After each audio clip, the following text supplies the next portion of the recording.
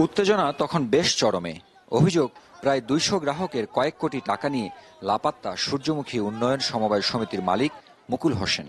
তাই তার স্ত্রীকে আটকে রেখেছেন গ্রাহকরা।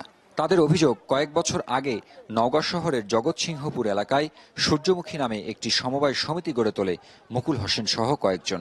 এরপর পরিচিতদের কাছ থেকে টাকা আমানত নিতে থাকেন তিনি, যার বিপরীতে প্রতি লাখে মাসে ২.৫ থেকে ৩ হাজার টাকা লভ্যাংশ দেয়া হতো গ্রাহকদের। কিন্তু হঠাৎই কয়েকদিন ধরে লভ্যাংশ দেয়া বন্ধ রাখে সমিতি কর্তৃপক্ষ। গত রাতে অফিসে তালা ঝুলিয়ে পালিয়ে যায় তারা। এই প্রতারণা করছে আমাদের সাথে। আমার হচ্ছে ২৪ লক্ষ টাকা, হান্নান ভাই ১,২,০০,০০০ টাকা, তারপর হাজি সাহেবের হচ্ছে ১ কোটি টাকা, তারপর শফিক ভাই হচ্ছে ৬৫ লক্ষ টাকা, তার আরেক ভাই ১৪ লক্ষ টাকা আর্মির, তারপর শফিক ভাইয়ের হচ্ছে ১২ লক্ষ টাকা। এইভাবে করে ওই এত কোটি টাকা নিছে। এখন আমার কাছে কিছু নাই। নিশ্চয় আমার আপনাদের কাছে অনুরোধ, আপনাদের মাধ্যমে এই টাকাটা আমরা উদ্ধার করতে পারি, আপনারা সে আমাদের ব্যবস্থা করবেন।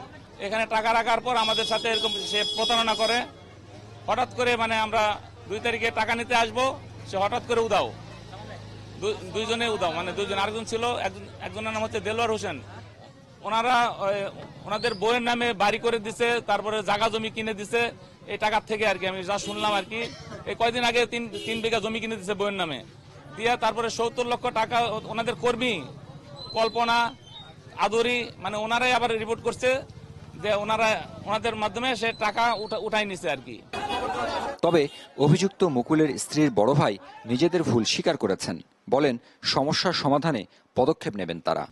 যদি ওরা সবার লোকাল, সবাই ভাই ভাগনা নিজস্ব, এখানে যে কোনো কিছু সমস্যা হলে তাদের সমাধান যেটা করলে ভালো হয় সেটা একটা সলিউশন বের করে সমাধান আসতে হবে। নিয়ে চলে যাওয়া হারা যাওয়ার লোক নয়, সে তাদের প্রতিবেশী, তাদের ভাই আপনজন। যদি কোনো তার ভুল ত্রুটি কোনো বিপদগ্রস্ত হয়ে থাকে, এটা সমঝোতা করে তার সমাধান করতে হবে। শুধু এই সমিতি নয়, মাঝে মধ্যেই এসব আর্থিক প্রতিষ্ঠান লাপাত্তা হবার ঘটনা ঘটছে নওগাঁয়। হারুন রশিদ চৌধুরী, চ্যানেল 24, নওগাঁ।